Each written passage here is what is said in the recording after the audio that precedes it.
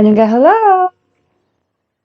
Est-ce qu'on serait pas un peu en train de partir sur un fil rouge pour le mois de juin? En même temps, le mois de juin, c'est aussi le Pride Month et les pays asiatiques commencent de plus en plus à nous abreuver quelque part de contenu LGBT. Donc, il me paraissait logique, après avoir traité il y a 2 semaines de la Chine et des Danmei, de venir cette fois parler de l'autre pays qui est cher à mon cœur et dont je regarde énormément de séries, la Corée, et regarder un petit peu finalement ce que nous propose la Corée justement en termes de séries LGBT. Et je trouvais intéressant de revenir au-delà de juste parler de séries LGBT, je trouvais intéressant de revenir vraiment sur la situation LGBT en Corée de manière globale, parce qu'il y a beaucoup de choses à dire finalement. J'ai longtemps hésité à parler de la Thaïlande parce que c'est quand même le pays quand on pense série LGBT. Mais pour le coup, là, il y a trop de choses à dire. Et il faudrait clairement que j'en fasse une série de vidéos. Ce qui viendra peut-être, mais c'est pas pour tout de suite. En termes de vidéos, je voulais reprendre un petit peu la structure de la vidéo que j'ai pu faire sur les Danmei.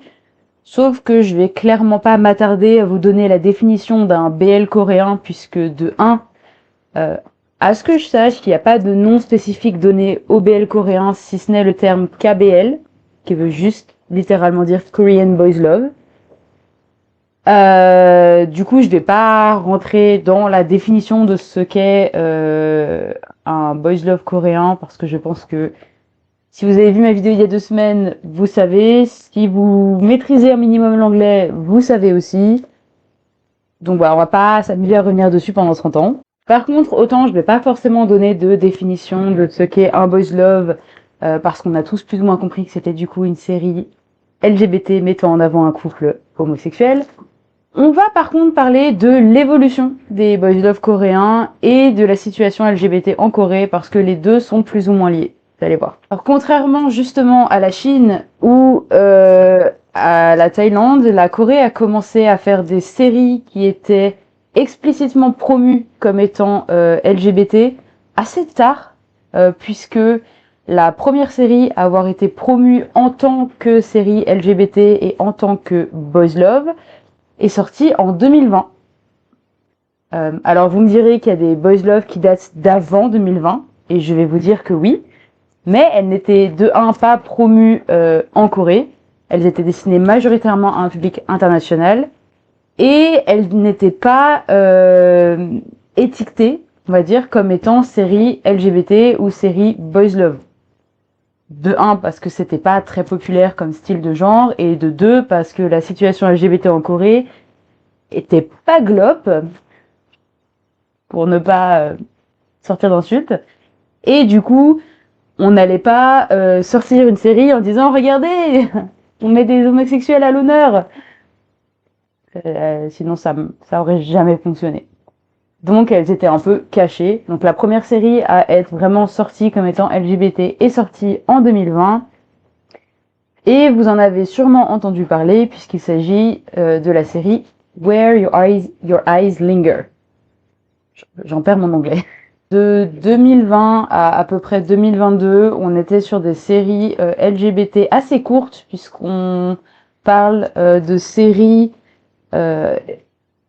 d'environ une dizaine d'épisodes qui duraient entre 2 et 8 minutes, ce qui est extrêmement court et ce qui a été un peu conservé par les séries verticales, du coup. C'est des types de formats un peu courts, un peu TikTokesques. Et on a vu un shift arriver en 2022 avec le format qu'on connaît aujourd'hui et qui continue encore progressivement à évoluer, qui est le format des 8 épisodes de 20 minutes par épisode. 20 minutes, c'est une moyenne. Il y a des séries qui ont des épisodes de 35-40 minutes, d'autres qui ont des épisodes de 20-25 minutes et d'autres qui sont encore coincés à 10 minutes.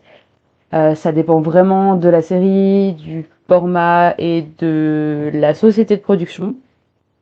Mais en tout cas, aujourd'hui, les BL coréens et depuis 2022, c'est 8 épisodes, rarement au-delà. Je crois que j'ai vu quelques séries qui vont jusqu'aux 10 épisodes, mais c'est assez rare.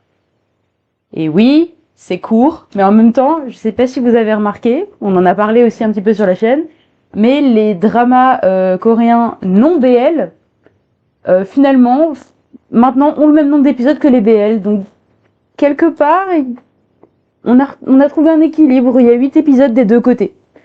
C'est juste que les dramas non BL ont le droit à des épisodes d'1 heure et les BL à des épisodes de 25 minutes. Mais en termes de nombre d'épisodes, justice a été trouvée. Justice a été rendue. Donc, qui sait, peut-être que grâce à Netflix, on aura des BL avec des épisodes d'1 heure. J'y crois pas trop. Cela dit, pour rendre à César ce qui appartient à César, c'est grâce à l'essor des plateformes de streaming que les séries justement LGBT ont gagné une audience beaucoup plus large, et l'élargissement de cette audience et aussi de l'influence de ces plateformes de streaming, telles que par exemple Gaga Oulala, que certains connaissent sans doute si vous regardez des BL asiatiques. Et bien grâce à ces plateformes de streaming et aux gens qui regardent les séries sur ces plateformes de streaming, les séries LGBT coréennes ont justement pu faire ce bond en avant et passer de tout petit format à des vraies séries avec 8 épisodes, 20 minutes. Donc voilà, plus on va continuer à utiliser ces plateformes, même si je sais, il y a un abonnement, c'est pénible, plus on va permettre à nos séries préférées et à nos webtoons préférés d'avoir des adaptations plus longues et de meilleure qualité. Du côté de la Corée en elle-même, puisque j'ai promis que j'allais un petit peu en parler, le mois de mars 2026 a vu se dérouler 2 événements majeurs de la culture coréenne. Le premier étant le retour de BTS dans l'industrie de la K-pop. Je pense que beaucoup sur cette chaîne en ont probablement entendu parler, et si vous n'en avez pas entendu parler, il faut penser à sortir du rocher derrière lequel vous vous planquez, parce que c'est quasiment impossible.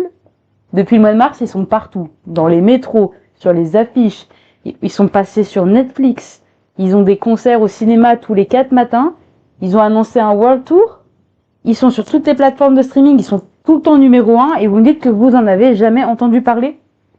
Même si vous êtes fan de foot, ils vont performer à la cérémonie de clôture.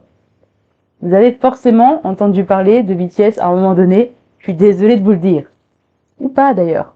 Mais moi, ce qui m'intéresse, même si le comeback était effectivement incroyable, ce qui m'intéresse, c'est le deuxième événement qui a animé le mois de mars 2026 et qui est entré justement dans l'histoire coréenne.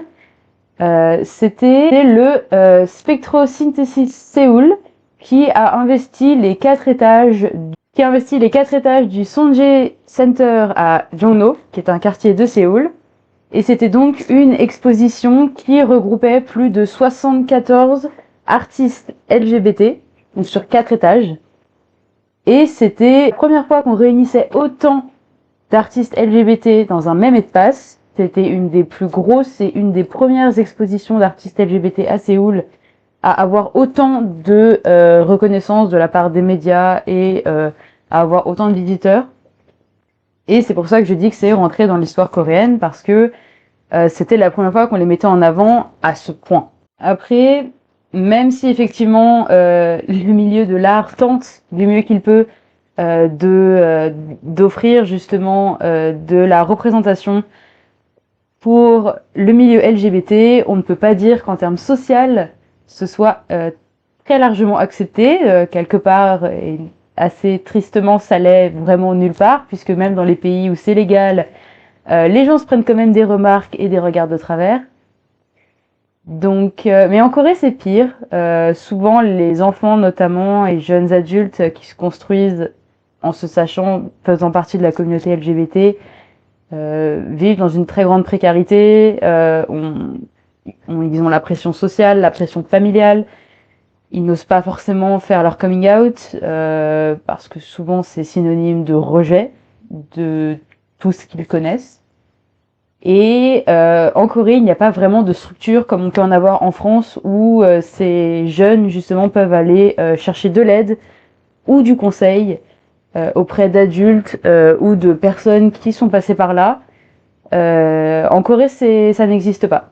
Il n'y a pas vraiment de structure d'aide, ou alors en tout cas, j'en ai pas trouvé. Donc peut-être que ça commence à se mettre en place, peut-être que c'est mis en place, mais c'est extrêmement protégé et donc il se cache. Et donc il n'y a aucune trace sur Internet, donc à moins de vivre en Corée et de connaître ces endroits-là, tu ne peux littéralement pas les trouver. Ce que j'espère, parce que me dire qu'il y a absolument zéro structure, c'est pire. Je préfère juste qu'ils vivent cachés pour permettre à ces jeunes d'avoir un accompagnement, plutôt de me dire que ça existe juste pas et que ces jeunes doivent se débrouiller par eux-mêmes, parce que ça rendrait la situation encore pire qu'elle ne l'est déjà. Mais j'ai assez plombé l'ambiance pour aujourd'hui. On va terminer la vidéo avec, comme je l'avais fait pour ma vidéo sur les Danmei, mes recommandations de Boys Love coréen. J'ai décidé de les ranger par année parce que je voulais pas faire un classement de mon préféré à mon moins préféré. Déjà parce que je supporte pas l'idée même d'un classement et de devoir choisir une série qui est meilleure que les autres. Parce que finalement, c'est subjectif. Une série que moi j'ai personnellement adorée peut être une série que tout le monde a détestée et vice versa. Donc pas de classement, juste rangé par année pour aussi voir l'évolution des séries Boys Love entre la première qui date du coup de 2017 et la dernière qui date de 2025. C'est peut-être des séries que vous connaissez déjà d'ailleurs, je pense qu'il y en a beaucoup d'entre vous qui doivent en connaître la plupart, mais vous les connaissez peut-être pas toutes. Donc si c'est pas le cas, je vous encourage à aller voir celles que vous ne connaissez pas et qui pourraient vous intéresser. Donc la toute première dont je voulais parler date de 2017, du coup, comme je l'ai dit, donc, comme on l'a mentionné plus tôt, elle n'a pas été promue comme étant une série LGBT à l'époque où elle est sortie, et elle a été récupérée beaucoup plus tard par les plateformes de streaming, et donc c'est comme ça que je l'ai regardée, puisqu'en 2017, je ne regardais pas encore de séries asiatiques. Donc je suis tombée dessus en 2021, mais du coup, elle est sortie en 2017, et il s'agit de Long Time No See. Alors, peut-être qu'il y en a qui ont reconnu la série.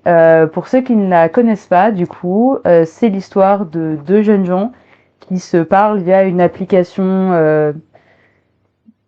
je pense que c'est Kakao Talk, et qui se sont connus sur une application un peu comme Wattpad, dans l'idée, puisque l'un des deux est auteur, et il écrit une histoire sur ce site, et l'autre est son plus grand lecteur.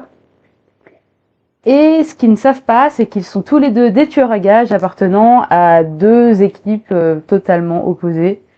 C'est un petit peu le Roméo et Juliette, mais version BL, donc je suppose qu'en Corée, ça donnerait Roméo et Roméo.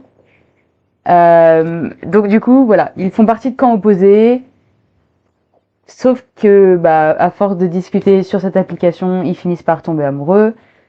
Et donc ça pose plein de problèmes puisqu'ils vont devoir choisir quelque part entre leur devoir ou leur cœur. Et donc c'est une série qui souffre un petit peu de la fameuse malédiction qui est que alors Gaga Oulala l'a récupéré et l'a mis sous forme de film, puisque du coup ils ont mis tous les épisodes bout à bout et ça donne 1h15 de film. Donc c'est une série qui est extrêmement courte, avec des épisodes très courts et ça se sent parce qu'il y a des cuts. Mais du coup, l'histoire avance très très vite et ça peut donner l'impression de regarder une série en retenant son souffle du début à la fin et que t'as un peu l'impression de manquer d'air en arrivant à la fin. Donc c'est une série qui est très rapide mais que j'ai trouvé assez intéressante puisque malgré cette rapidité, on a quand même de très belles scènes, notamment la fameuse scène où ils apprennent qu'ils sont dans deux camps opposés. Et donc, c'est une scène qui est assez déchirante. Et c'est une série qui est plutôt intéressante dans le traitement de ses personnages principaux, et notamment celui qui écrit, du coup. Parce que du coup, lui, il fait partie d'un clan qui est plus ou moins la mafia. Et il doit plus ou moins choisir entre trois choses, puis il doit choisir entre son devoir qui est d'obéir, on va dire, au chef de la mafia, son devoir de fils quelque part, puisqu'il traite ce chef un peu comme son père, et en même temps son cœur, puisque très clairement, être un tueur à gages, c'est plus trop son truc. Il en a un peu marre de tuer des gens, et ce depuis le début. Donc tomber amoureux, c'était un peu sa porte de sortie. Sauf que bah de l'autre côté, lui, l'autre du coup, qui est aussi tueur à gages, il avait pas trop prévu de sortir de ce monde-là. Donc du coup, voilà, il y a pas mal de scènes qui sont assez intéressantes, mais l'écriture fait que c'est un petit peu rapide et ça peut paraître un peu bâclé. Mais bon, faut pas oublier que c'est sorti en 2017 et que en 2017, du coup, faire du boys love, c'était déjà extrêmement courageux. D'ailleurs, fun fact, la série a gagné un prix lors du Seoul Pride Film Festival en 2017. Alors, on va faire un bond dans le temps jusqu'en 2022 avec cette fois deux séries que sont Semantic Error et Kissable Lips. Parce qu'évidemment, il me paraissait très important, quand on parle de boys love, de ramener la K-pop. Je pense qu'un jour, je ferai une vidéo pour parler de tous les moments un peu LGBT de la K-pop, parce que il y en a. Pour une industrie qui n'autorise pas trop les relations amoureuses, je trouve qu'ils sont pas très regardants sur le queerbaiting et le queer tout court, d'ailleurs, surtout sur les nouvelles générations. Mais la raison pour laquelle je parle de ça, c'est parce que ce sont les deux séries qui m'ont introduit à la K-pop, notamment Semantic Error, du coup, puisque les deux acteurs qui jouent dans la série sont membres d'un groupe de K-pop, alors étaient membres d'un groupe de K-pop, puisque du coup Park Seo-am faisait partie d'un groupe de K-pop faisait partie d'un groupe de K-pop qui a disband et aujourd'hui il est juste acteur. Et Park Jae-chan, de son côté, faisait partie du groupe DKZ qui a disband le 31 mai 2026. Voilà. C'était le groupe qui m'avait emmené vers la K-pop et c'est le groupe que j'ai perdu en 2026 après les avoir stan pendant 4 ans et sans avoir pu jamais les voir en concert puisqu'ils sont jamais sortis d'Asie. Pour ceux qui ne connaissent pas Semantic Error, même si j'en doute parce qu'il fait partie du top de beaucoup de gens quand on parle de BL coréen, c'est une rivalité académique entre Chu Sang-woo, qui est donc un mini-ordinateur sous forme d'être humain, puisqu'il traite tous les gens et tout ce qui se passe autour de lui comme métadonnées, et ne tient absolument pas compte du petit truc qu'on a tous ici, qu'on appelle communément un cœur. Lui, les émotions, il sait pas ce que c'est. Et clairement, si c'était une marque de céréales, il en prendrait pas pour le petit déjeuner. Et de l'autre côté, on a du coup Jang Jae-young, qui est l'exact inverse. Lui, il ne fait rien dans la vie, mais il espère quand même s'en sortir. Il vit pour son art, uniquement pour son art, et son rêve, c'est d'aller étudier en France. Comme je l'ai dit, ce qu'il préfère dans la vie, c'est de pouvoir en faire le moins possible. Et c'est ce qui va rapprocher du coup nos deux héros, puisque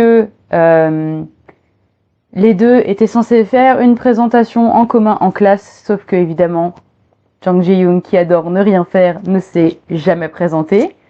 Du coup, Chu Sang-woo, plutôt que de le couvrir, a juste dit au prof qu'il avait jamais rien fait. Jang Jae-young s'est pris un F, qui du coup l'a bloqué et a fait qu'il n'a pas pu avoir son diplôme. Il a été obligé de redoubler. Et comme il n'est pas très content, il décide de pourrir la vie de celui qu'il tient pour responsable. Sauf qu'à force de lui pourrir la vie, il en tombe amoureux. Voilà. Parce que quitte à être stupide, autant le laisser jusqu'au bout. Et tomber amoureux de la personne qui ne comprend pas ce qu'est une émotion. Heureusement pour les gens qui n'ont vu que la série, et oui, j'ai dit heureusement, le webtoon est pire. Dans le webtoon, Chu Sang-woo, c'est un caillou, en termes émotionnels. Au moins dans la série, il est un peu plus humain.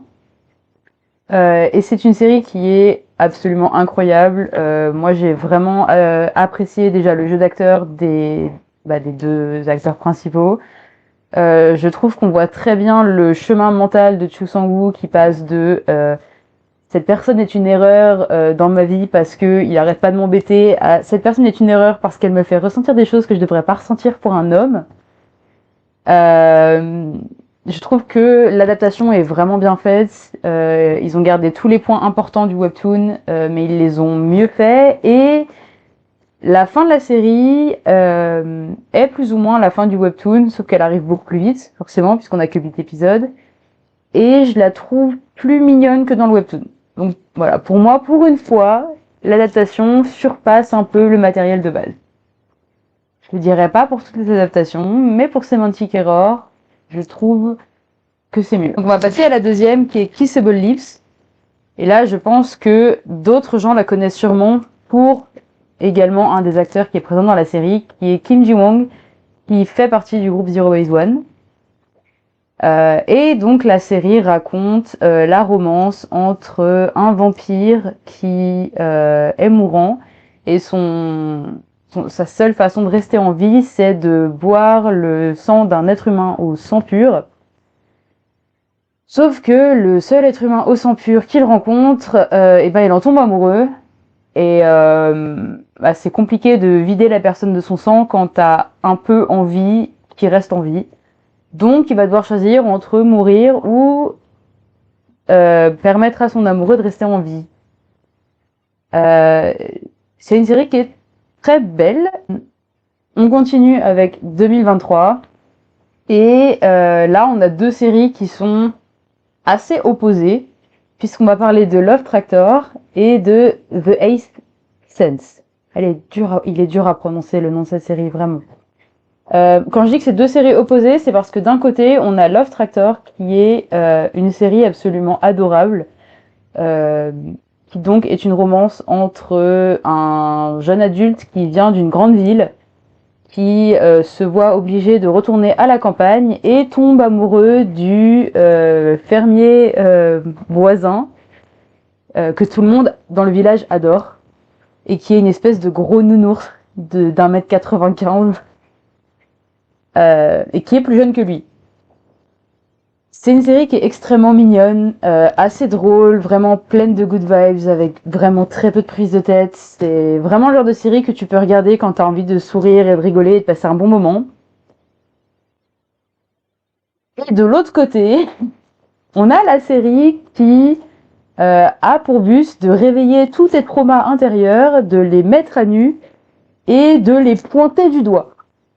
Oui, je parle de The Eighth Sense, puisque on a un peu la dynamique inverse, avec un jeune garçon qui vient de la campagne et qui débarque dans une grande ville et tombe amoureux de son senior au lycée. Sauf que le senior en question, il est extrêmement traumatisé suite à une tragédie familiale.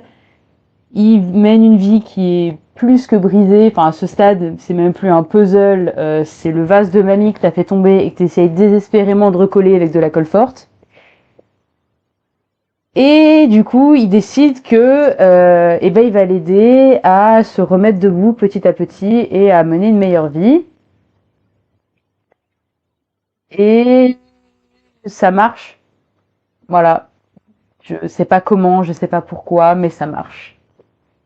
Il y a une scène notamment qui m'a beaucoup marquée, qui est celle-ci.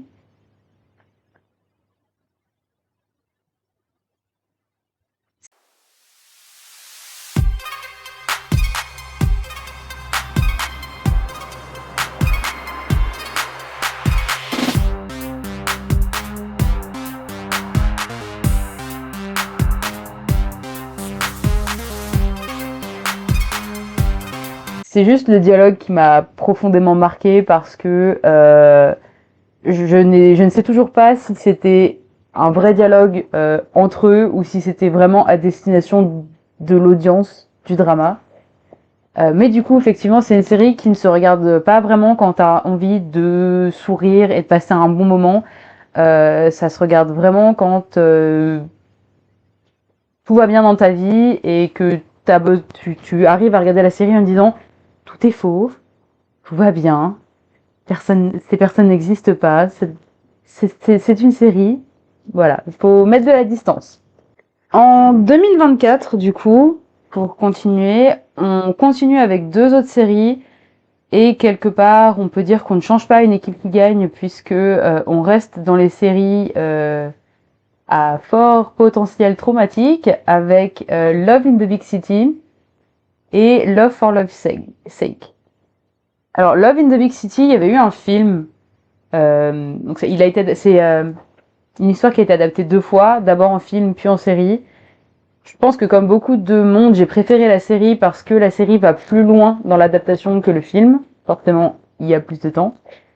Et ensuite parce que dans la série Love in the Big City, on nous confronte à la réalité de ce que c'est que de vivre en tant que jeune LGBT à Séoul, avec du coup ce groupe de potes. Et on nous montre pas une Corée magnifiée, comme on peut le voir dans les K-dramas, où tout le monde est gentil, tout le monde est beau, tout se passe bien. Là, on nous montre vraiment la réalité, en fait, de ce que vivent beaucoup de jeunes LGBT en Corée du Sud, sans doute, avec le rejet, les critiques, les doigts pointés, les rendez-vous fréquents à l'hôpital pour les différents dépistages. Il y a toute une side quest, on va dire, sur l'avortement aussi. Donc, c'est une série qui est puissante parce qu'elle est cruellement réaliste. Voilà. Mais c'est une très très bonne série que je vous recommande vraiment. De l'autre côté, Love for Love's Sake, du coup, a une dimension un peu fantasy, donc on pourrait se dire qu'elle est moins violente, ou en tout cas moins traumatique. Sauf que on parle quand même d'un personnage de 29 ans, du coup, qui fait un constat sur sa vie et se rend compte qu'il a une vie absolument pourrie, que rien ne va dans sa vie, qu'il a perdu tous les gens qui comptaient pour lui et qui, du coup, a plus ou moins envie de mettre fin à ses jours. Et la seule chose qu'il retient en vie, c'est un roman qu'il a trouvé sur Internet et notamment le personnage principal de cette histoire en qui il se voit finalement. Et quand ce personnage, on va dire, quand il se rend compte que ce personnage ne va pas avoir une fin forcément très heureuse, il s'indigne et il se retrouve du coup plongé dans l'histoire avec comme seule unique tâche de rendre le personnage en question heureux. Et du coup, à force de côtoyer ce personnage et essayer de le rendre heureux, ils vont finir par tomber amoureux. Et ce roman a été un énorme coup de cœur. Et ce roman, qu'est-ce que je raconte? Cette série, pardon, a été un énorme coup de cœur parce qu'elle est magnifiquement bien écrite déjà, et ensuite parce que les personnages sont incroyablement touchants, tous autant qu'ils sont. Donc on a évidemment le personnage principal qui débarque dans ce monde-là, se rend compte que dans ce monde-là, il a tout ce qui le rendait heureux dans son ancienne vie, tout ce qu'il a perdu dans son ancienne vie et qui était pour lui son ancrage au bonheur et à la réalité. Donc les membres de sa famille qui sont décédés dans la vraie vie, il les retrouve. Il est entouré d'une bande de potes alors que dans la vraie vie, il en avait pas. Il tombe amoureux alors que dans la vraie vie, et ben il s'était fait plaquer. Donc il arrive dans ce monde et il se rend compte qu'il est beaucoup plus heureux dans ce monde-là, mais en même temps, bah, c'est déchirant pour lui parce qu'il sait que c'est pas réel. Et de l'autre côté, on a aussi le personnage qu'il est censé rendre heureux, qui lui ne vivait que pour le sport et qui petit à petit va apprendre à vivre pour une personne et pas juste pour lui-même et son sport, et va également apprendre à